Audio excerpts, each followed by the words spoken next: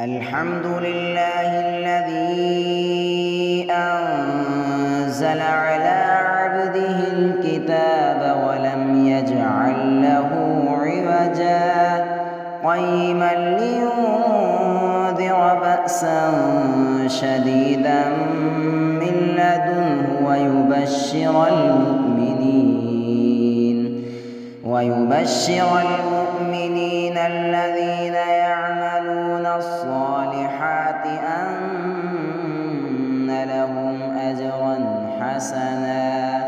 ماكثين فيه أبدا وينذر الذين قالوا اتخذ الله ولدا ما لهم به من علم ولا لآبائهم كبرت كلمة تخرج من أفواههم إن يقولون إلا